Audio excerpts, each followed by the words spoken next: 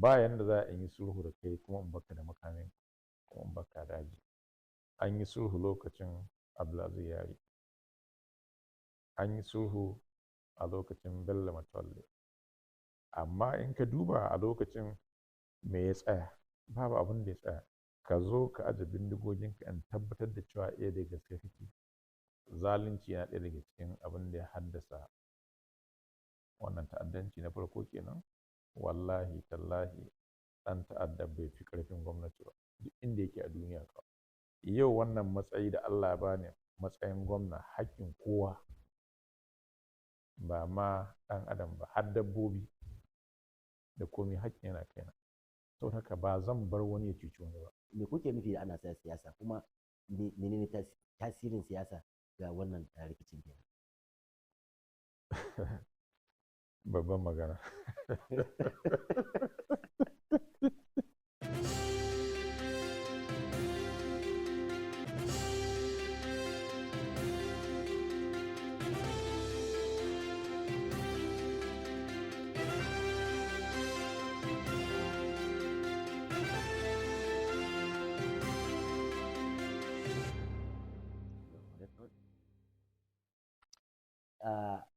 Bari mu fara da muhimmin al'amari. Idan aka yi maganar jihar Zamfara, babban abin da zai zo ma kowa a Najeriya shine sha'anin tsaro, wanda kuma mun san wannan sha'anin tsaron abu ne wanda a yanzu kusan shine cikin zukatan kowa da kowa, musamman a arewacin Najeriya. Shin haka dai muna so mu san yadda jihar Zamfara ta yi suna da wannan. Shin yaya yanayin wannan abun yake, musamman ya ka tarar da shi, kuma ya za ka bayyana shi? A'udhu billahi minash shaitanir rajim, bismillahir rahmanir rahim. Kamar yadda kai wannan tambaya, na duk lokacin da aka yi maganar jihar Zamfara, abin da zai fara zuwa maka shine jiha ce wadda tana cikin wani hali na maganar tsaro.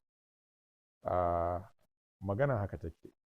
Dalili kuwa abu ne wanda za mu iya cewa tun fiye da shekara 10 ana fama da wannan matsala a wannan jiha tamu ta Zamfara.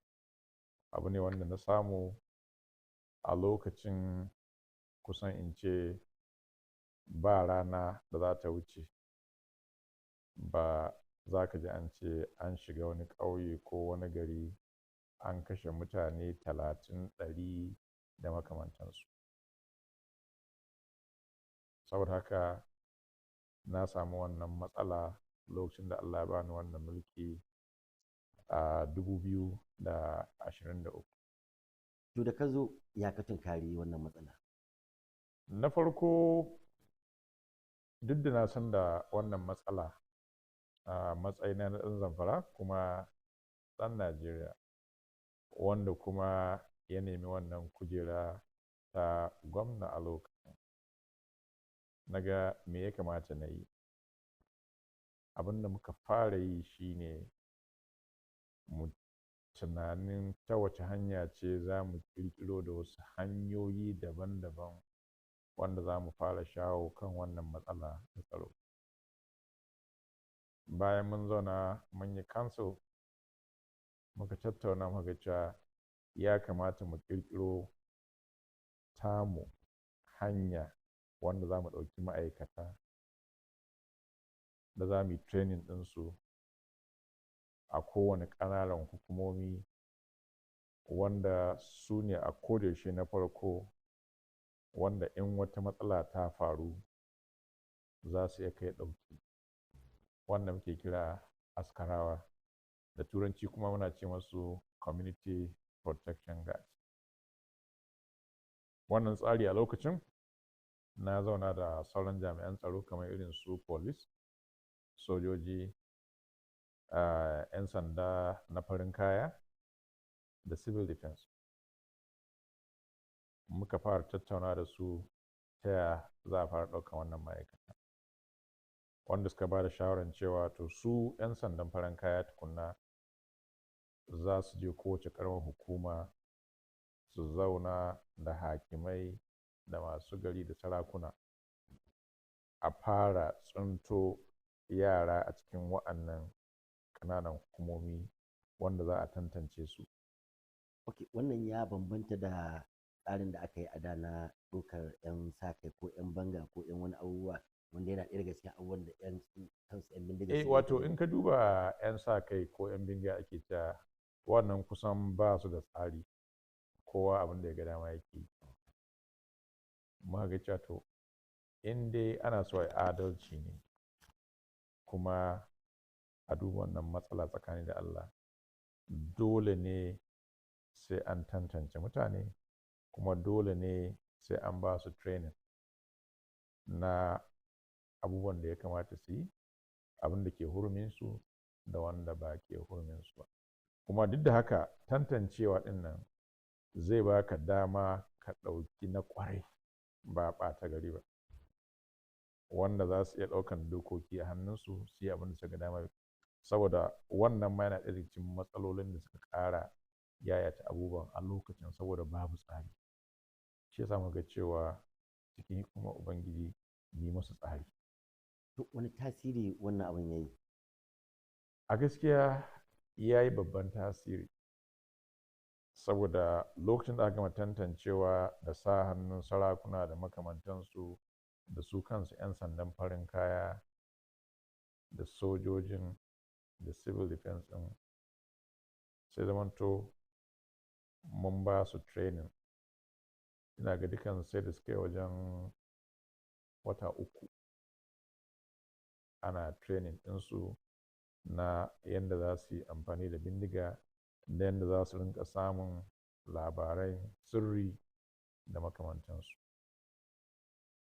Sannan mun mai da shi me ake ce ma official da Hausa? A hukumance? A hukumance. Kuma sai da muka tabbatar da cewa State Assembly sun ba da doka wanda duk abin da suka yi a kan doka ne, ba kawai abu ne wanda za su yi kai gaba gaɗi ba ko don son ransu. Ban sani ba ko an yi amfani da hanyar sulhu kamar yadda aka yi a wasu jihohi, da kuma yadda wasu ke ganin kamar tana ɗaya daga cikin hanyar magance wannan matsala? To idan ka duba ainihin sulhu da aka dinga yi a nan da jihar Zamfara, sulhun nan bai yi tasiri. An yi sulhu lokacin Abdulaziz Yari, an yi sulhu a lokacin Bello Matawalle, amma in ka duba a lokacin me ya tsaya? Babu abin da ya tsaya, sai ma ƙara haɓaka da abubuwan su kai. Shi yasa a lokacin to ba wai ban ce babu sulhu kwata-kwata ba ne ba, a'a, ko da sulhun ne akwai hanyoyi da ake bi bisa kan ƙa'ida, wanda ba za a cutata ma mutane ba, su 'yan bindigar da su kansu al'ummar jihar Zamfara. Sannan duk wanda yake so a yi sulhu, ba yanda za a yi sulhu da kai kuma in baka da makamin, kuma in baka daji. In kana so mai sulhu, na yadda ka zo mu zauna. Na ɗare ba za ka samun wani condition ba, cewa sai na yi maka kaza, na yi maka kaza kafin ka aje bindigogi. A'a, ka zo ka aje bindigoginka in tabbatar da cewa da gaske kake. In na tabbatar da cewa da gaske kake, na riga na yi tsare-tsare na yadda zan anshe ka, yadda kuma zan dawo da kai cikin al'umma, a yi mu'amala tsakaninka da al'umma, ba cuta ba cutarwa. Wasu suna ganin, ko kuma masu sharhi akan lamuran da suka shafi tsaro a musamman a Najeriya, suna ganin wannan takaddama ko kuma wannan rikici da ake yi a jihar arewa maso yammacin Najeriya, musamman a jihar Zamfara, ana ganin kamar yana da alaƙa ko kuma nasaba da ma'adinai da Allah ya hore ma wannan ƙasa.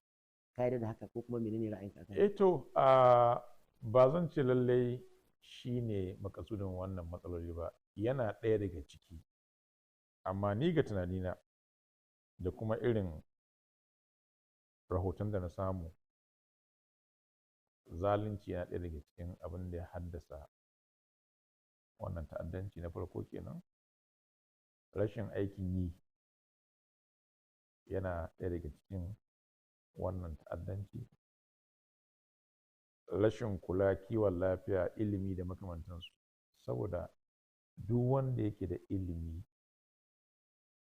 ko na boko ko na muhammadiya ba zai tashi rana tsaka ba yana kashe mutane kamar dabbobi. Ko dabba da shari'a musulunci akwai yanda aka ce a sarrafa ta.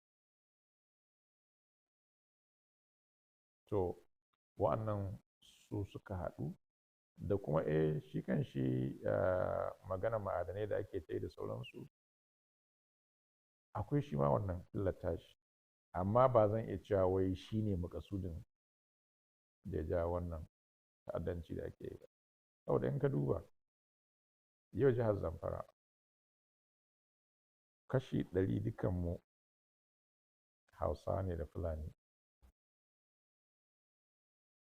kashi kusan 100 duka musulmai ne. Me hujja? In magana addini ne sai ka ce saboda addini ne. Saboda in ka duba irin su Boko Haram za ka ce suna da nasu aƙida ne da ya sa suka shiga wannan ta'addanci. In ka duba Niger Delta sai ka ce saboda yadda ake cutata masu ne, kuma cibiya ce wanda kusan duk arzikin wannan ƙasa daga nan ne yake tasowa, amma me aka tsina musu? Don haka suna neman 'yanci. Domin ka dawo Zamfara, addini ɗaya, al'ada ɗaya, me aka yi masu? Kamar da na faɗa ne, na ce na yadda ma inda an cutata musu, to ni ba zan bari a cuci kowa ba, saboda me yau wannan matsayi da Allah ya bani matsayin gwamna, haƙƙin kowa, ba ma ɗan adam ba har dabbobi da komai haƙƙi yana kaina. Saboda haka ba zan bar wani ya cuci wani ba. Na ce idan maganar makaranta ce, na yadda zan gina musu makaranta a duk inda suke. In maganar ruwan sha ne, na yadda zan ba su ruwan sha.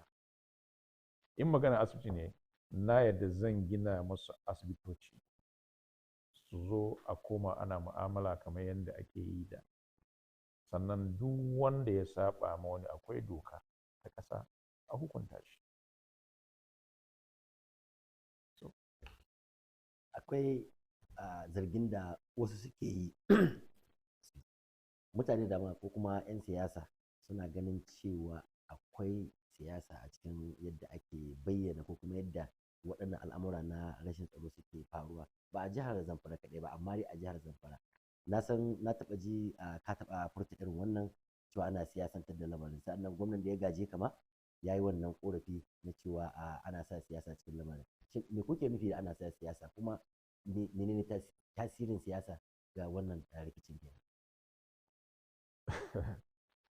Babban magana.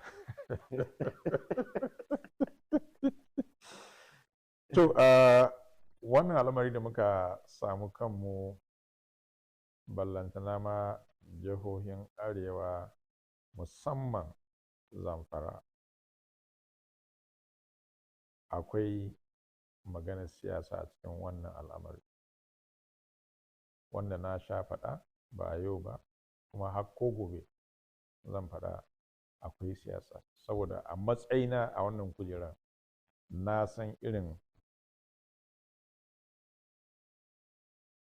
information, wato bayanai da nake samu na sirri yadda ake tafiyar da abubuwa. Sannan na sha faɗa cewa inda gaske ake, wallahi tallahi ɗan ta'adda bai fi ƙarfin gwamnati ba duk inda yake a duniya kawai. Ballantana ma yanzu yanda na'urorin zamani ake amfani da su a duk duniya na magance irin wannan ta'addanci, wanda duk muna da su a ƙasar nan. Wani lokaci ma wallahi ba sai ka sa soja ko ɗan sanda ba, za a iya kawo ƙarshen wannan matsala. Saboda haka siyasa tana ciki. Na biyu, maganar kuɗin fansa da ake biya shi ma ya ƙara dagula wannan abu. Saboda me? Mutane ne wanda suna zaune a daji, ba aikin fari ko na baki. Ai da akwai kasuwanci, akwai mu'amala, sukan shigo gari su sai da nono, su sai da dabbobinsu ko hatsi da makamantansu. Amma yanzu duk wa'annan abubuwan an daina yin su. Wanda mutum kawai za ka je ka ɗauka, in ka ɗauka ka sa kuɗi cewa sai an baka kuɗi kaza kafin a saki mutum, kuma a kai kuɗin nan. Wato ya zama sana'a, tunda kuɗin banza ne, kowa ma ya shiga cikin wannan sana'a. Da kuma tsabar talauci da al'umma suke fuskanta a wannan ƙasa tamu. To duk da talauci, doka ce. Ya kamata in ka karya doka a hukunta ka. Ka zauna ƙasashen waje, ka san menene doka. Na tabbatar in kana tuƙi kaga ɗan sanda ya kunna wuta a bayan motarka, ka san akwai magana. Yau a Najeriya fa, saboda haka ba maganar doka a ƙasanmu. Kowa abin da ya ga dama yake yi, saboda haka siyasa ta shiga ciki. Yanzu a ƙarshe a wannan magana sha'anin tsaron, kada ka ɗauki lokaci da wace hanya kake gani ko kuma ya kake gani za a iya kawo wannan matsala, tunda da alama ka fahimci yadda matsalar take? To, na farko akwai hanyoyi guda biyu. Ana iya amfani da ƙarfi a kawo wannan matsala. Gwamnati za ta iya amfani da ƙarfi in dai da gaske ake, wallahi billahi a kawo ƙarshen wannan matsala. Na biyu, kamar yadda wasu ke cewa maganar sulhu, in ma za a yi sulhun, to a yi sulhu na gaskiya tsakani da Allah. Kamar ya kake nufi? Wanda 'yan ta'addan nan kamar yadda yake cewa duk mun san su, duk wanda ya ce maka bai san su ba ƙarya yake. Akwai manya-manyan mutane da suke mu'amala da su, an san su, ana magana da su a kowane lokaci. In kana magana cewa ba a san su ba, ta yaya ake idan lokacin za a yi sulhu za ka ga an kira su ko ina kuma sun zo, kuma su zo da bindigar su a rataye da kakin sojoji ko na 'yan sanda da duk wani makami da kake tunani. Yau in ka ɗauki bindiga, na tabbatar da in ka fita daga nan za a kama ka. Amma su za su zo da bindigoginsu a kan mashin, a kan komi da komi, su zo su faɗi yadda suke so kuma a bi su a yadda da wannan. To shin gwamnati ta kasa ne? So ana maganar sulhu, a zo a tantance, a zube komi a ƙasa. Kun yadda za a sulhu, to ku zo ku aje makamanku. Kowa ya zo ya aje makamin shi. Wanda aka cutata ma a samu hanyar da za a taimaka mashi, ko ɓangaren su masu ta'addancin da kuma ɓangaren al'umma da aka cutata ma. Kowa idan aka yi haka zai ga an karanta shi, an daraja shi, kuma an tausaya mashi, kuma an san cewa da gaske ake yi. Amma za a ka zo ka ce min yi sulhu, ka zo da bindigoginka kawai mai magana, ka ɗauki bindigoginka koma ka ce sulhu? Wannan ba gaskiya ba ne.